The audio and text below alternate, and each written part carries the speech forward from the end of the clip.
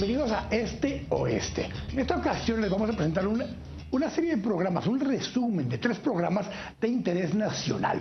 Primero veremos un poco acerca del resultado de las elecciones en la primera vuelta, luego hablaremos un poco acerca del presupuesto 2016. Finalmente, Iván Velázquez, una entrevista especial con Iván Velázquez acá en Este Oeste. Espero que lo disfruten.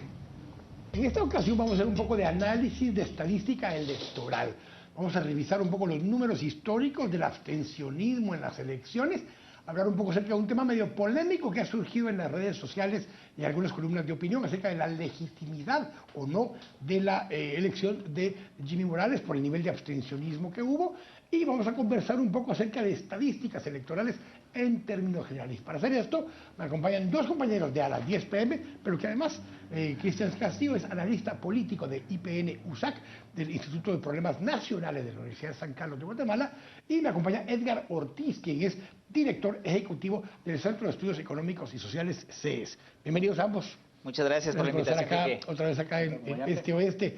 A ver, vamos a hablar un poco acerca de estadísticas electorales, pero para esto le voy a pedir a Edgar que hablemos un poco de esta tendencia histórica que tú revisaste, que tú analizaste, del 85 por acá. Ya con Cristian, según el espacio anterior, hemos hablado de cómo el padrón se ha ido modificando, no solo en cómo se ha urbanizado en los últimos años, pero cómo ha sido más incluyente, porque contigo lo hablábamos en otro espacio, Edgar, en 1945 o 44, cuando se dan las elecciones de Arévalo y de la Asamblea Constituyente, más o menos el padrón electoral equivalía al 15% de la población. Rápidamente, ¿por qué? El 50% no votaba porque eran mujeres. El 50% sumamos no votaba porque eran menores de edad. Solo con esos 2 ya llevamos que el 75% del padrón no existía. Y de ese otro 25% había todavía un porcentaje importante que no participaba porque eran analfabetos. Con lo cual, exagerado, el 15% total de la población estaba empadronada. De eso hemos llegado ahora a que, en algunas estadísticas que nos va a enseñar más adelante Edgar, casi el 50% de la población está empadronada. Una cifra muy distinta. Habiendo dicho eso, hablemos un poco acerca de la representación, del abstencionismo, de cómo se ha comportado en las 8 elecciones presidenciales que hay hasta este momento. Sí, bueno, primero nada, encantado de acompañarlos a los 2. Lo interesante, bueno, el primer punto, que es un poco obvio, pero que hay que resaltarlo, es siempre hay abstencionismo mayor en la segunda vuelta que en la primera. Las razones son obvias. Primero, porque la gente a lo mejor no tiene la misma intensidad de preferencias reflejadas en la segunda vuelta que en la primera, porque su candidato favorito no está y eso le hace no votar en segunda vuelta. Y en segundo lugar, particularmente hay un tema de movilizaciones. A veces en la segunda vuelta hay menos apoyo de algunos actores locales como diputados y alcaldes que no movilizan gente con la misma intensidad que lo hacían en primera vuelta. Entonces eso siempre te tiende a marcar que la segunda vuelta va a haber menos participación que en la primera. Ahora, históricamente la pregunta es esta segunda vuelta la de mayor abstencionismo histórico? Y la respuesta es no. Si tomamos como referencia por lo menos el 85 hasta hoy, que es la reinstauración de la era democrática de nuestro país. Entonces, ¿qué tenemos? Bueno, que ha sido incluso la segunda con menos abstencionismo en segunda vuelta. Tenemos una gráfica que nos muestra eso. Que nos va a mostrar producción. La primera, la de menor abstencionismo, fue la anterior, la de 2011, donde resulta electo Otto Pérez Molina, y la segunda es esta.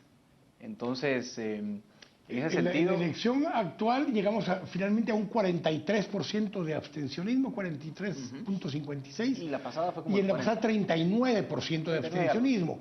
La anterior a esa fue de 51% de abstencionismo, que fue la elección donde queda presidente Álvaro Colón.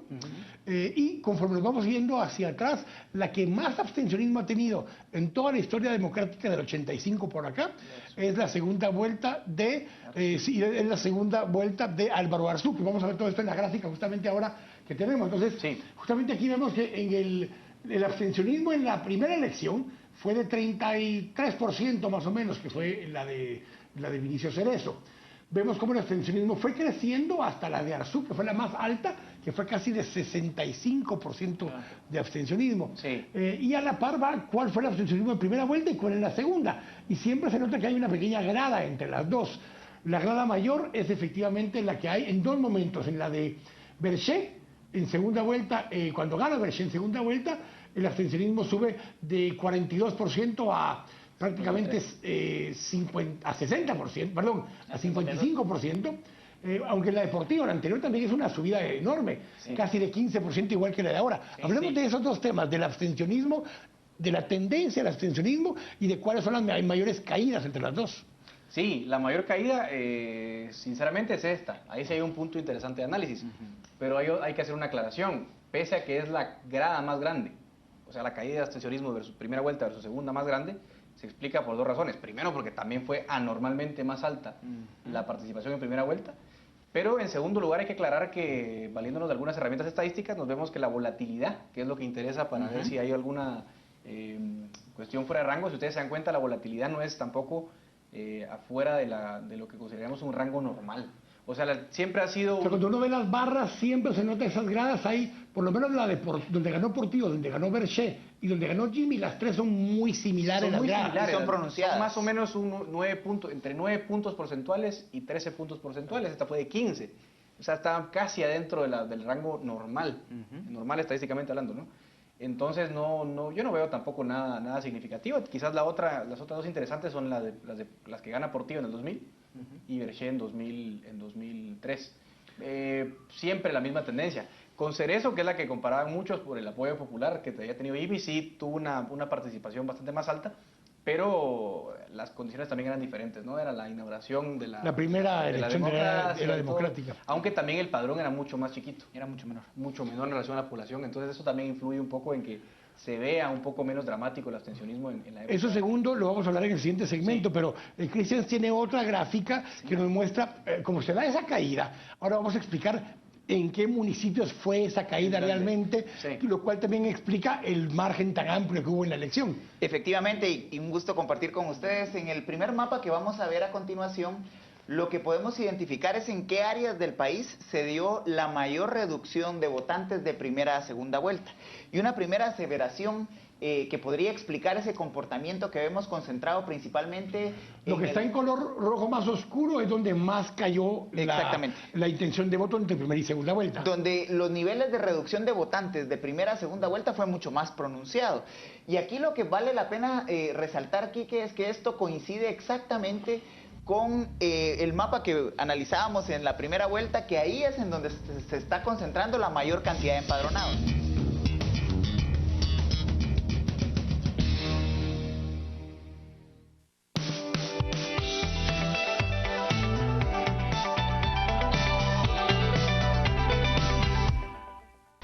Lea esta semana en Contrapoder. Protagonistas del cambio: Iván Velázquez, el comisionado que echó a andar la maquinaria; Telma Aldana, la fiscal de hierro en plena primavera; Miguel Ángel Gálvez, el juez solitario; el ciudadano y su lucha incansable; finanzas personales, afine la calculadora para 2016; después de las fiestas, los jugos para el detox. Esta semana en Contrapoder, enfoque, criterio, análisis. Búsquela en tiendas de prestigio o suscríbase al 2222-8722. Descargue la versión electrónica en Google Play o en el App Store.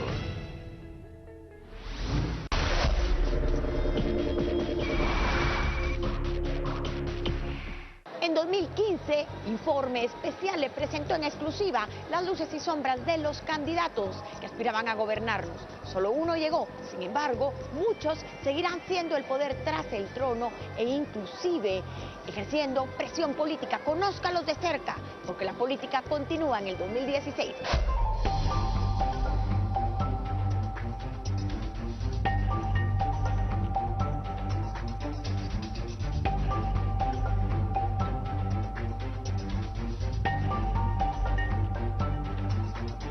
Soy Silvia Jereda, Canal Antigua, domingo 8 p.m.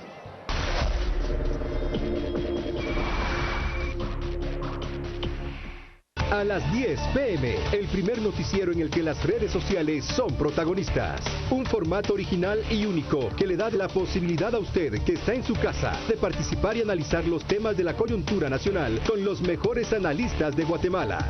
Durante los últimos 2 años y medio, usted ha participado noche a noche en este espacio de discusión plural, abierta y sin tapujos. Nuestro único objetivo es que su opinión y la nuestra construyan una mejor nación.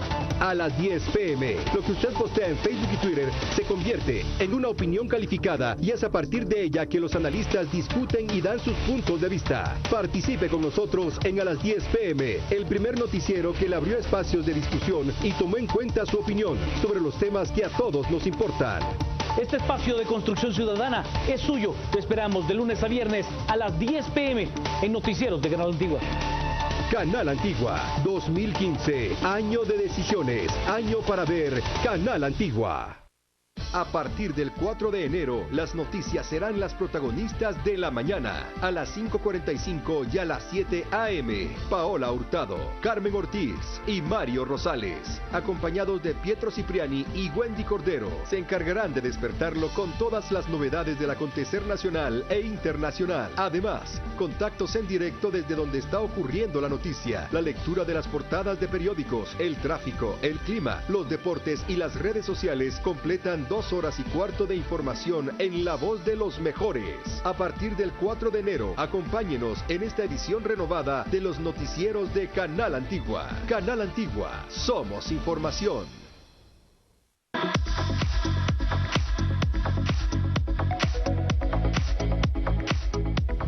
Motor en TV presenta los autos del ayer, aquellos que han formado la historia de la industria automotriz.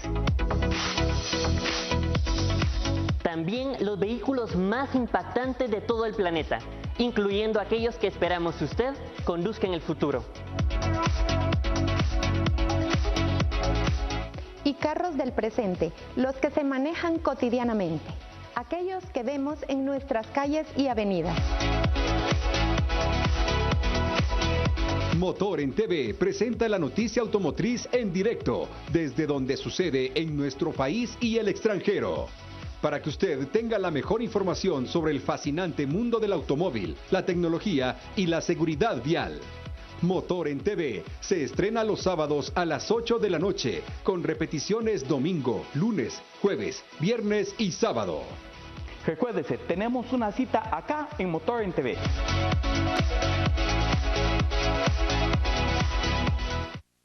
Desde el lunes 4 de enero a las 7 p.m. se le suma a las 8 p.m. 45 minutos más de información a un espacio que usted ya eligió y posicionó como uno de los noticieros más vistos de Guatemala. A las 7 p.m. y a las 8 p.m. todo lo que aconteció en cada jornada en el país y el mundo. Además, las redes, los deportes, el tráfico y móviles en vivo para terminar la jornada con la información que usted necesita conocer. A las 7 p.m. y a las 8 p.m. Juan Carlos Sandoval, Ana Lucía Mazariegos, Rocío Lazo, Marjorie Bonham y Sebastián Aguilar. A las 7 p.m. y a las 8 p.m. Más información en La Voz de los Mejores. Canal Antigua. Somos información.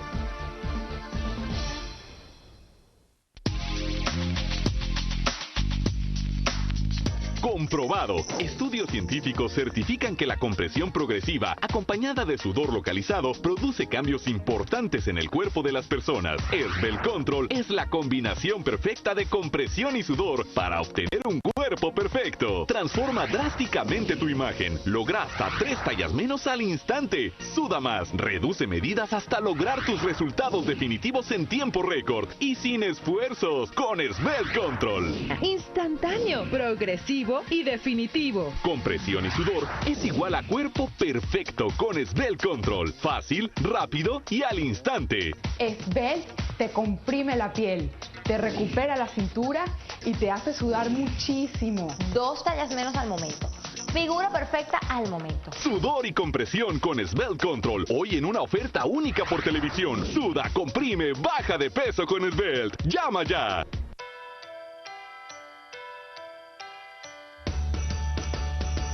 Llegó la época para celebrar y afianzar los lazos de amistad. Con el amor en el corazón abrimos la puerta para la unión. Quiero abrazarte y poderte decir que estas navidades seas muy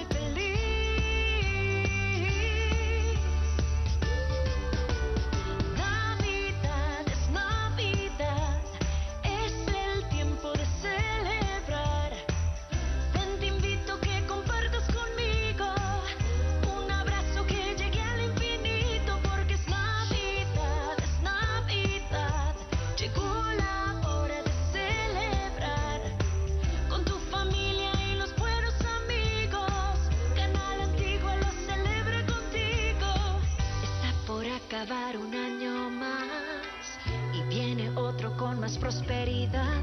Nuestra familia te desea amor y un feliz año nuevo de corazón. Canal Antigua te quiere decir que estas navidades seas muy feliz. Navidad es Navidad, llegó la hora de celebrar con tu familia y los buenos amigos. Canal Antigua lo celebra contigo porque es Navidad.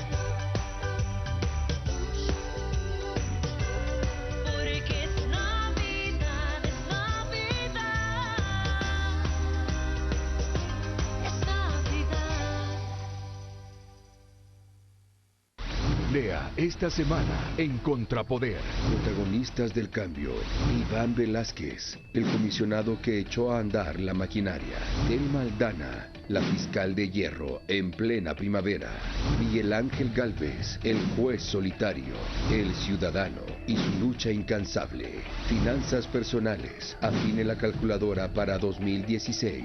Después de las fiestas, los jugos para el detox. Esta semana en Contrapoder, enfoque, criterio, análisis. Búsquela en tiendas de prestigio o suscríbase al 2222-8722. Descargue la versión electrónica en Google Play o en el App Store.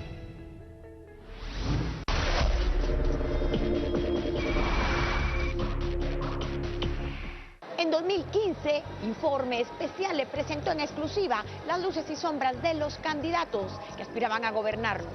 Solo uno llegó, sin embargo, muchos seguirán siendo el poder tras el trono e inclusive ejerciendo presión política. Conózcalos de cerca, porque la política continúa en el 2016.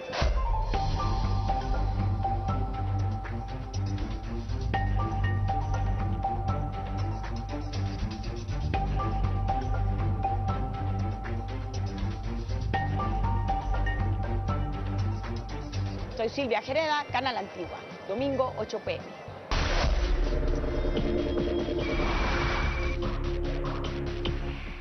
A las 10 p.m., el primer noticiero en el que las redes sociales son protagonistas. Un formato original y único que le da la posibilidad a usted que está en su casa de participar y analizar los temas de la coyuntura nacional con los mejores analistas de Guatemala.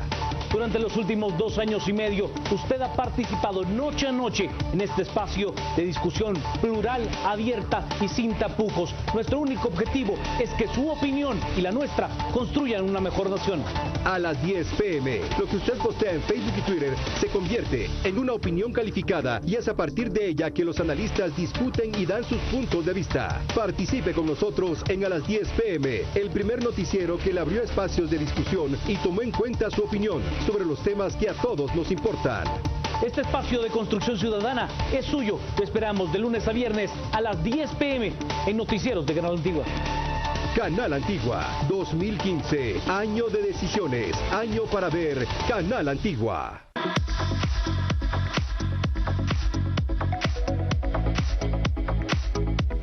Motor en TV presenta los autos del ayer, aquellos que han formado la historia de la industria automotriz.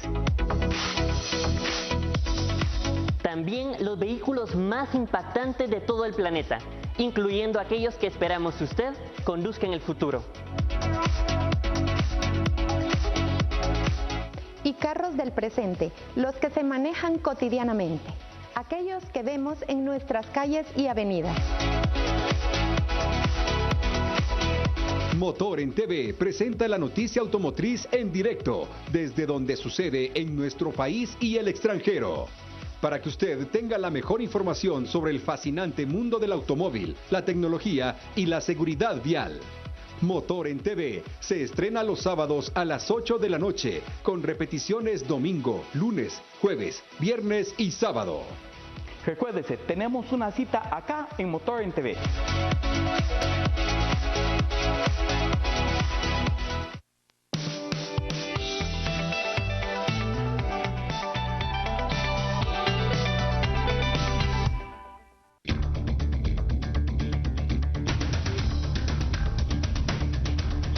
Voy a empezar. Yo sé que debería empezar con las damas, pero como quienes presentaron ese tema fue ISEF, y le voy a pedir a Abelardo que nos cuente un poco el concepto este de presupuesto justo. De hecho un hashtag, presupuesto justo, fue lo que lanzaron el día lunes. ¿Qué es el término presupuesto justo y de qué se trata esta iniciativa? Bueno, básicamente lo que ha estado haciendo ICEFI en los últimos tiempos es hacer una cuantificación de cuánto debiera tener como recursos el país para cubrir cada una de las necesidades que las personas de la población tienen. Debemos recordar de que la Constitución de la República establece ciertos derechos que el Estado debe cumplir para las personas. Dentro de ellos está el derecho a la salud, a la vida, el derecho a la educación, el derecho al deporte y todos estos elementos. De alguna forma, si nos damos cuenta que la Constitución establece todos estos derechos para las personas, implica que el Estado requiere de una determinada cantidad de recursos para atender esas necesidades, para atender esos requerimientos. Por esa definición, nosotros consideramos que el presupuesto justo debiera ser aquel presupuesto que es necesario para cubrir las necesidades de las personas. Por supuesto que entendemos claramente que hay una diferencia, especialmente en los momentos actuales, entre el presupuesto necesario y el presupuesto factible, que es el otro punto que debemos discutir. Pero en lo que sí estamos totalmente convencidos es que si realmente queremos atender las necesidades de la población, debemos avanzar hacia establecer un presupuesto que sea justo a las necesidades de la población. Claudia, para ir diferenciando los dos términos, el ideal o el justo que hacía Abelardo y el factible, que es donde en todo caso aparentemente hemos estado en los últimos años. Y digo los últimos años porque del año 2000 por lo menos para acá, el tamaño del presupuesto como relación del Producto Interno Bruto ha variado entre 13.9 y 15.2.4, creo que es lo más que hemos llegado. O sea, pero se mantiene una franja relativamente pequeña durante los 15 años consecutivos. El que se está aprobando en esta ocasión tampoco se sale de esa franja. Eso quiere decir que el tamaño del presupuesto en sí no ha pasado del 15%. ¿Eso es el presupuesto factible o es el presupuesto ideal? Yo creo que acá es el presupuesto al que podemos llegar, ¿verdad? Yo creo que acá no hay mayor diferencia entre el presupuesto que teníamos para 2015, que está actualmente vigente, y el que se está planteando para 2016. La diferencia es mínima y esa diferencia de unos 1.700 millones más o menos casi corresponde a las reservas que tiene el Banco de Guatemala asignadas. Entonces acá nos enfrentamos nuevamente a esta pregunta: ¿cómo va a ser el presupuesto del próximo año? ¿Nos va a alcanzar? ¿Va a ser este presupuesto ideal para cubrir todas las necesidades que tenemos en el país, que vaya si no son bastantes? ¿O es un presupuesto alcanzado, justo, que nos va a permitir cubrir solo gastos y que no nos va a permitir hacer inversión, ampliar, crecer un poco más? Ahora, por aquí tenemos un dilema. Hay varios dilemas, pero hay uno de ellos, es la rigidez del presupuesto. O sea, hay cosas que en el presupuesto ya están determinadas por norma constitucional o por ley. En algunos casos, la ley de IVAPAS, por ejemplo, cosas por el estilo, de cuál es su destino final. Carlos Lubin Omaña siempre ha argumentado que esa parte es la más compleja también, porque desde ese plan poco se puede planificar si ya casi todo está puesto sobre la mesa: tal por ciento para el organismo judicial, tal por ciento para el deporte, tal por ciento para las municipalidades. Entonces, ¿cómo hacemos dentro de esa rigidez actual, que es a nivel constitucional mucho de eso, Abelardo, lograr encontrar, porque simplemente echarle más dinero al jarrón, de todos modos se tiene que dividir en esos porcentajes? Solo los remanentes son los que nos permiten dirigirlos un poco más en alguna línea. Hablemos un poco de esa rigidez y de cómo dentro de esa rigidez tratar de cumplir con esas necesidades. Bueno, hay que ser bien claro y completamente de acuerdo con Quique en la idea de que hoy del 100% del presupuesto, aproximadamente el 90% del presupuesto tiene rigideces. Básicamente las rigideces se ocasionan del lado del financiamiento, o sea, de cuando se obtiene una recaudación ya tiene un destino específico, pero también hay rigideces del lado del gasto, como por ejemplo la parte de salarios, que no se puede omitir de la planificación en el corto plazo. Eso quiere decir que gran parte de nuestra planificación ha estado girando en torno a las rigideces, no en torno a los resultados que se obtienen de la aplicación de los recursos públicos. Por supuesto, es completamente entendible el establecimiento de rigideces, porque lo que ha intentado el Congreso de la República desde hace muchos años es tratar de garantizar que la plata se destine a esas partes. Pero mientras no haya una real planificación en donde los recursos se orienten hacia ciertas áreas y que esas áreas estén brindando resultados que beneficien a la sociedad, va a estar muy difícil que lo logremos. Un tema adicional que nos queda es que obviamente hay dos formas de financiar el gasto público. Una por medio de recaudar, bueno, hay tres formas realmente. Una es por medio de la recaudación de impuestos o cualquier tipo de ingreso ordinario o extraordinario. La segunda a través de la venta de activos del Estado, que puede ser una fuente. Y la tercera, el financiamiento, el endeudamiento, ya sea interno o externo. Lo que más se critica en Guatemala son dos cosas. Desde afuera de los números son: uno, la inversión más baja de casi del mundo, nos señalan, pero dos, la recaudación o la carga tributaria, lo que entra de impuestos en relación al Producto Interno Bruto de Guatemala también. Hablamos un poquito acerca de eso, cómo se llega a ese número de carga tributaria, porque hay mucha discusión con respecto a aquí no tomamos el seguro social y en otros países sí lo toman en cuenta, lo que pagamos además en IRTA y en otras cosas algunos empresarios, que no se ha tomado en cuenta porque no es del Estado, sino que es una cosa digamos privada, o el INTECAP, o sea, ¿y dónde estamos realmente? Y de hecho hemos bajado otra vez en los últimos años a cerca de 10 nuevamente, Abelardo. Yo creo que la discusión es completamente válida. De hecho, hay tres conceptos: el que se llama carga impositiva, la carga tributaria y la carga fiscal. En términos generales, nosotros a todos las tres estamos jodidos. A todos le decimos carga tributaria, pero no todo es carga tributaria. Pero en las tres estamos jodidos. Por supuesto que sí. Ahí no hay problema. La carga impositiva es simplemente el pago total que hacemos de impuestos.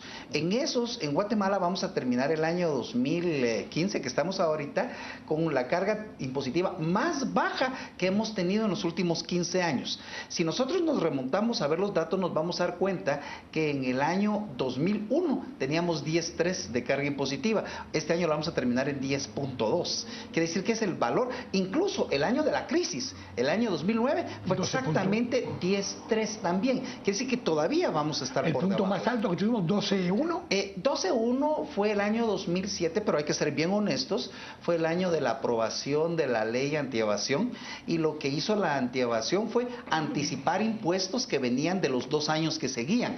Entonces el año 2007 luce muy bueno, pero fue a costa de quitarle impuestos a los 2 años que venían. Que además tuvieron el problema de la crisis. Entonces solo es una ilusión. Cuando nosotros analizamos los mejores años, hemos estado al 11.5, 11.6% en impositiva.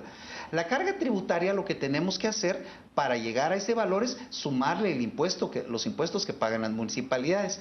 En este caso, los arbitrios y el IUSI. Eso nos sube aproximadamente 1 punto del PIB.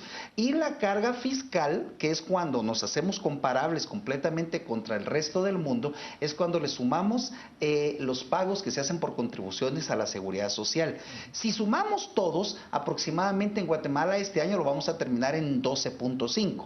Por supuesto, si nos comparamos contra países desarrollados, estamos realmente lejos. Están países de entre 30 y 40%. No, de hecho, por ejemplo, a los países con mayor grado de desarrollo, estamos hablando de cargas de 47, 50%. Pero si hablamos de Centroamérica, hablamos, por ejemplo, de una Costa Rica que en carga fiscal anda cerca de 27 puntos, mientras El Salvador, ya incluyendo la carga fiscal, incluyendo todo, anda cerca de 20 puntos. Nicaragua y Honduras andan cerca de 18. Lo que quiere decir es que nosotros sí, por alguna situación, y comprendo que gran parte tiene que ver con lo de la moral tributaria, somos muy reacios a pagar cualquier tipo de impuesto. Vamos a hablar un poco de eso en este segmento más adelante, pero Claudia, oyendo esos números, parte del argumento constante, permanente de las gremiales empresariales es que lo que se necesita en Guatemala para que vengan más inversiones es que tengamos una carga fiscal baja. Bueno, tenemos una carga fiscal baja histórica, y de todos modos no vienen esas grandes inversiones. Ojo, sí somos un alto receptor de inversión extranjera o repatriación de capital propio de guatemaltecos que vienen de Guatemala, sí capturamos mucho, pero esa carga fiscal baja no se ha convertido en una alta inversión privada de otros inversionistas o de los mismos guatemaltecos, Claudia. Sí, aquí hay dos cosas que quería mencionar. Primero, muchas veces la discusión es sobre si hacemos más profunda la piscina, o sea, le ponemos más impuestos o la hacemos más amplia, ¿verdad? O sea, abarcar más personas que estén contribuyendo. Acá pues retomamos el tema de que no hay que pelear por aquel contribuyente que va a ir a pagar de forma voluntaria y que no lo hace muchas veces.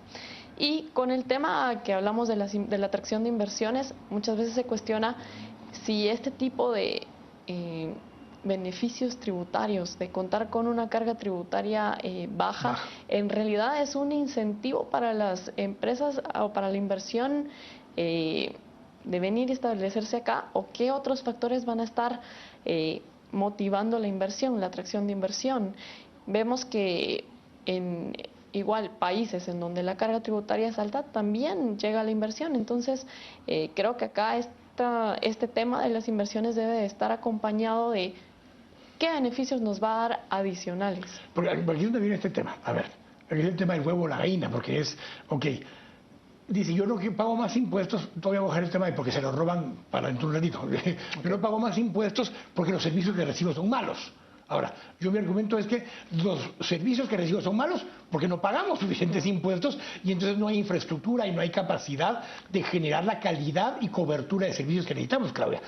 ¿Cómo establecemos el huevo o la gallina? O sea, debemos invertir, tener una tasa más alta, ya sea fiscal, tributaria o como cualquiera de las tres que quieran incluir. Necesitamos una tasa más alta para poder generar las inversiones en infraestructura, en capital humano y en servicios ambientales para poder generar mejores condiciones de inversión, o generamos mejores condiciones de inversión y de eso va a derivar que van a haber más impuestos. Sí, yo creo ¿O son lo mismo? Yo creo que acá el tema es ¿verdad? Están las condiciones para que, aparte de bajos impuestos, se dé una nueva inversión, porque han habido casos en donde la inversión se quiere dar, por ejemplo, no en el área central, sino ya en áreas... Tenango, sí, Cobán o... que no cuentan con la infraestructura para albergar quizás un call center, por ejemplo, ¿verdad? ¿En qué edificios se van a poder albergar tantas personas? Entonces, esto probablemente va a desmotivar a que se incremente la inversión y, por lo tanto, ¿cómo hace el Estado para financiar este tipo de inversión, para contar con los recursos necesarios? Yo creo que lo primero es... poder contar con las capacidades para atraer esa inversión y no solo apostarle al tema de lo tributario.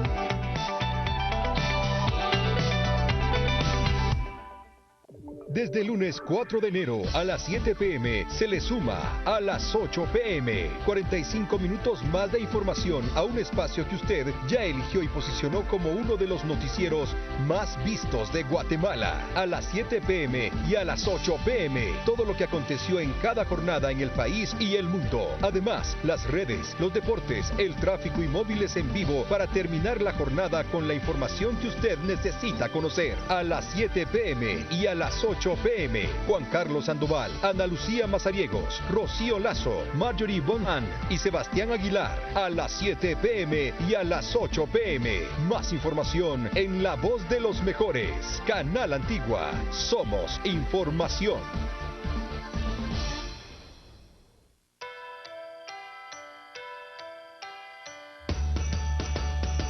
Llegó la época para celebrar y afianzar los lazos de amistad. Con el amor en el corazón abrimos la puerta para la unión.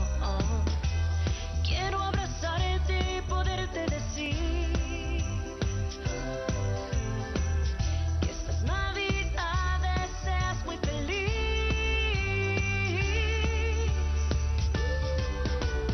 Navidad es Navidad, es el tiempo de celebrar. Ven, te invito a que compartas conmigo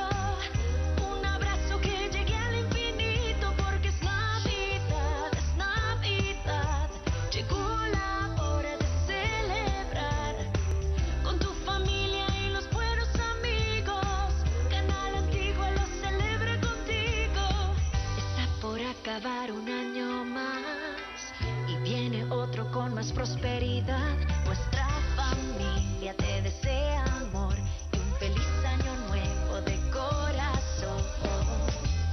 Canal Antigua te quiere decir que estas navidades seas muy feliz. Navidad es Navidad, llegó la hora de celebrar con tu familia y los buenos amigos. Canal Antigua lo celebra contigo porque es Navidad.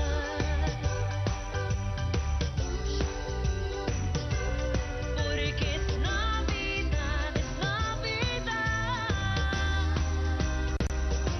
Es Navidad.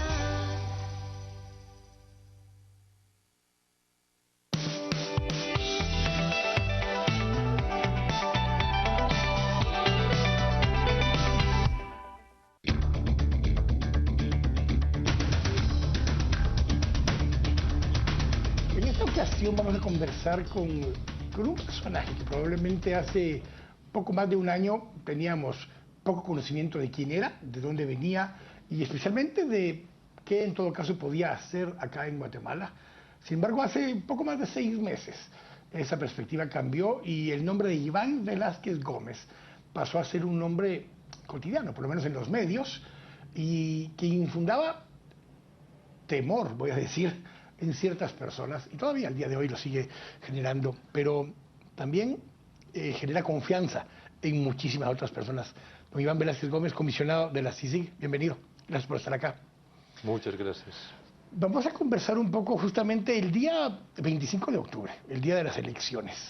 Don Iván Velázquez Gómez en su Twitter pone un mensaje donde hace una pregunta, un tanto retórica, pero también al mismo tiempo retadora. Y la pregunta iba un poco así como que, ¿qué cambió del 25 de abril al 25 de octubre en Guatemala? Yo le voy a devolver la primera pregunta a don Iván Velázquez Gómez para que me diga qué tiene en mente o qué le respondieron muchos de sus seguidores en el Twitter acerca de esa pregunta. Casi que la respuesta general fue la reacción ciudadana, el despertar.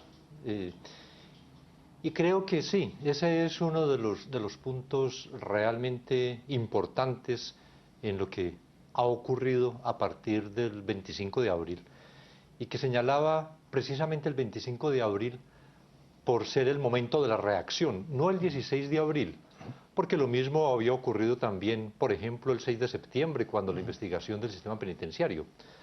Pero aquí esto que se generó en el país, pero es también un llamado a la reflexión, y cuando decía que era el propósito de hacer una evaluación democrática, es un llamado a la reflexión porque hay que construir, no basta solo la reacción, es importante, ha sido importante y muy importante en el país en estos meses, pero es necesario construir de manera que esto no sea una reacción, sino que ya sea una decisión de participación en los asuntos del Estado, que es lo que se requiere con una sociedad organizada. Ahora en las redes sociales ha habido mucho de estos memes. Bueno, aparte de que don Iván Velázquez Gómez ha sido figura en muchas de esas imágenes en las redes sociales, hay una que tiene que ver con este mensaje y decía, aprendimos a votar un gobierno, aprendamos a construir un país. Y en una fotografía aérea justamente de una de estas marchas, también la del 16 de mayo, más que de la del 25 de abril. ¿Cuánto este tipo de manifestaciones, tanto físicas como estas virtuales por medio de redes sociales, sirve de retroalimentación hacia la CICIG, el Ministerio Público y la FES y ahora la Fiscalía contra el lavado de dinero y demás? ¿Y cuánto es al revés? ¿Cuánto las acciones de ustedes como instancias alimenta esa plaza? ¿Cómo ve esa relación entre la plaza y las instituciones del Ministerio Público y CICIG? Me parece que la reacción de la sociedad es importante en cuanto un apoyo que fortalece especialmente al Ministerio Público. La posibilidad de servir como un freno a cualquier propósito de injerencia, de intervención, de obstaculización, porque en eso el Ministerio Público, que naturalmente es más frágil que la Comisión, porque al fin y al cabo la Comisión es, por lo menos en su dirección y en buena parte de la investigación, de extranjeros, y estamos menos sometidos a las presiones cotidianas que se pueden ejercer en el país. Entonces esta reacción, esta manifestación, me parece que en ese sentido ha sido muy importante, lo mismo que ha incidido también en otros aspectos, lo que han expresado los analistas respecto de la decisión del Congreso de la República en el levantamiento de la inmunidad del presidente Pérez Molina. Bueno, lo que sí tenemos que tener cuidado, y en eso la fiscal y yo afortunadamente nos mantenemos muy atentos, es que la acción de la investigación no puede ser una reacción a un pedido de la sociedad, al clamor popular que hizo famoso la jueza la otra vez cuando justifica la decisión, que no estaba muy de acuerdo, pero que por el clamor popular. Pero justamente en esa línea, una cosa es que el Ministerio Público y la Comisión se mantengan ajenos o autónomos a ese clamor popular, pero ¿cuánto sí impacta a los juzgadores? A esta juzgadora en particular, que ahora está siendo procesada, está imputada, pero a los mismos juzgadores que en un momento dado se sientan presionados por ese clamor popular, por la presión de las redes sociales, por esa presión a que resuelvan en la forma en que tanto la Comisión como el Ministerio Público y la población quisieran que se resuelva, aunque no necesariamente estén los indicios suficientes para resolver de esta manera. Si fuera así, me parece grave. La justicia tiene que ser independiente, y es independiente de todo factor de poder. No es solo del poder de otros órganos del Estado o de otro tipo de poder fáctico. Me parece que la reacción de los jueces en general se ha movido sus decisiones objetivamente por los elementos probatorios que se les ha suministrado. Pero creo que en el momento en que haya flaquezas probatorias, los jueces deben resolver de acuerdo con la convicción que surge del análisis que haga de la situación. Hay una demostración de acción de parte del Ministerio Público, del organismo judicial, que hay que aprovechar. Pero ellos no pueden actuar si no hay un fortalecimiento económico también. Y no hay fortalecimiento económico si no se buscan otras vías de otros ingresos exactamente, para fortalecer esto. Ahora, dependen aún de un actor adicional que sigue siendo político y sigue estando bajo control del sistema tradicional político corrupto, que es el Congreso de la República. La persecución, hay abiertos antejuicios contra varios de los diputados, algunos son reelectos, así que continuarán allí, otros tal vez acaban de llegar, pero tenían ya algún tipo de procedimiento, de problema que irá surgiendo en el camino. ¿Cómo se puede ir trabajando con ese Congreso, que está lleno aún de toda parte de este sistema? Y por el otro lado, tenemos autoridades electas nuevas. Yo he mencionado mucho a Jimmy Morales, obviamente como presidente electo, a Neto Brand como alcalde de Misco, a Luis Grijalva como alcalde de Quetzaltenango, que son autoridades que vienen de fuera del sistema político tradicional, pero que ven inmersos en esta estructura que ya existía, que tienen que empezar a tratar ellos de combatir dentro de este sistema con un poder político muy complejo, muy disperso y aún muy corrupto. ¿Cómo se facilitan esos espacios para que estos administradores puedan hacer su trabajo mejor? Desde el lado de la CICIG y el Ministerio Público. Sí, lo que mencionaba con Quetzaltenango, por ejemplo. Si reacciona también el órgano de investigación y el órgano de juzgamiento, y la nueva administración se apoya en esos órganos de investigación con el propósito de sanear lo que haya de malo, de podrido en una administración. Y hay efectivamente un accionar del Ministerio Público. Yo creo que así es como se puede empezar a construir. Porque si Guatemala... Porque eso además, discúlpenme, porque eso además va a impedir que otras personas que lleguen, pretendan ocupar esos espacios. Sale una administración y llega otra. La otra administración que llega, ¿qué tan comprometida está en la lucha contra la corrupción o en la transparencia? Y podemos tener a un presidente o a un alcalde, pero todo el equipo que llega es igualmente comprometido en la lucha contra la corrupción.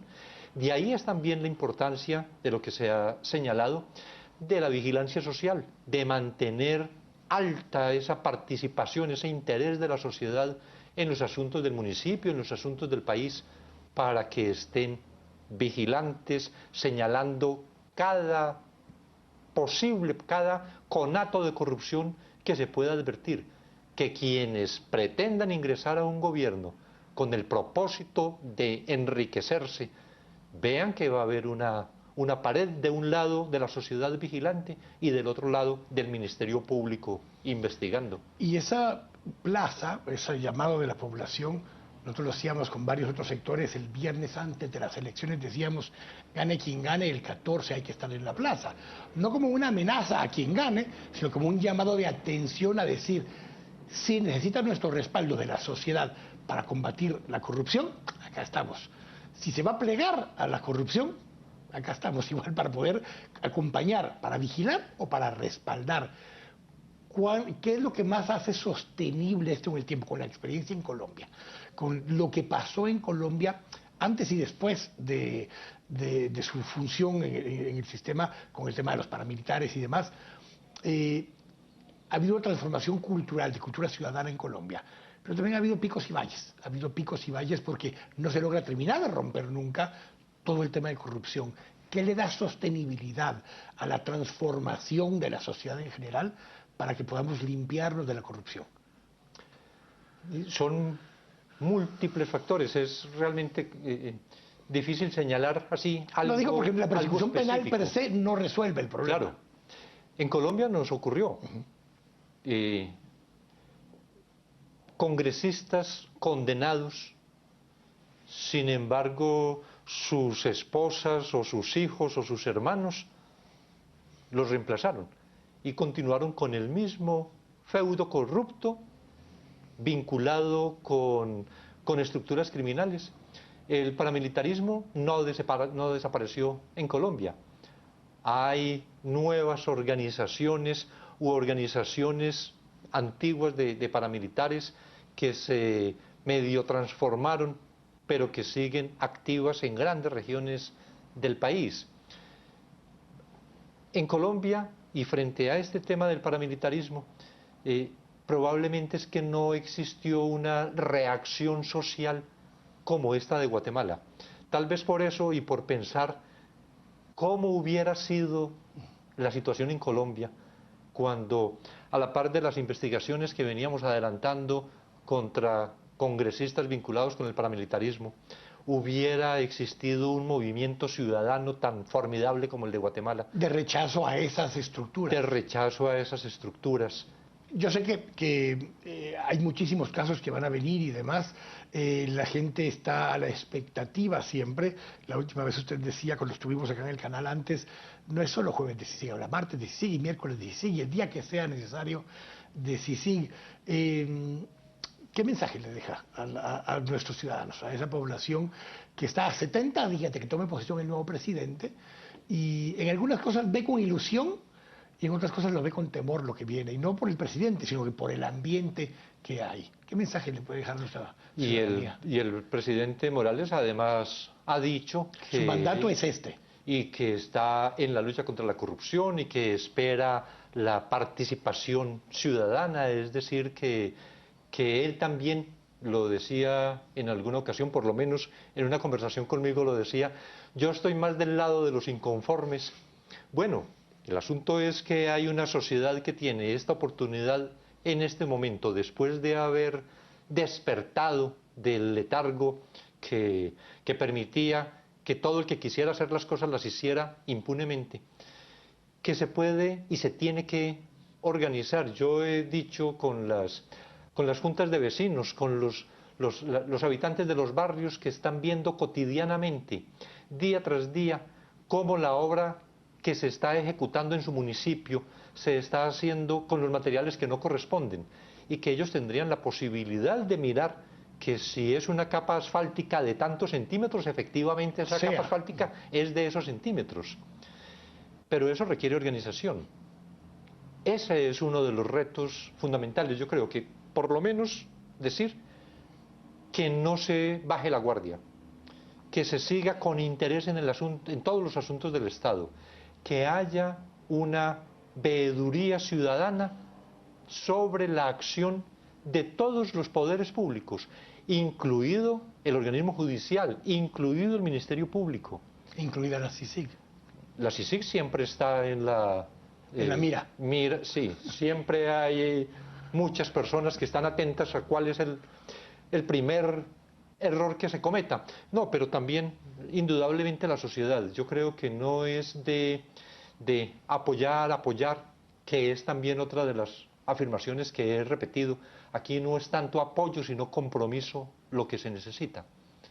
Gracias por compartir, gracias por ese esfuerzo, gracias en nombre de muchos, de toda la gente que está en la CICIG, porque yo sé incluso que muchísimos que trabajan en la CICIG son guatemaltecos y están dirigidos en muchos casos obviamente por extranjeros, pero muchísimo el equipo técnico de investigación que está en la CICIG son guatemaltecos, como lo son los que están en la FESI, en el Ministerio Público, como lo son los jueces y magistrados que están en el organismo judicial, pero igualmente, en función de eso, siempre agradecerle el esfuerzo que han hecho y lo que viene a inyectarle de vuelta a este equipo de guatemaltecos. Y que este es un proceso de construcción de los guatemaltecos. Nosotros solamente estamos apoyando. Muchas gracias. Gracias por el espacio. Los esperamos la próxima semana nuevamente acá en Este Oeste, una charla, una conversación con Iván Velázquez Gómez. Se lo dejamos ahí para que reflexione, para que escuche muchos de los temas que estoy planteando, porque en el fondo, de verdad, aunque suena ya repetitivo, esto apenas empieza y depende mucho de todos nosotros lo que va a pasar en Guatemala de aquí en adelante. Dios los bendiga. Hasta la próxima.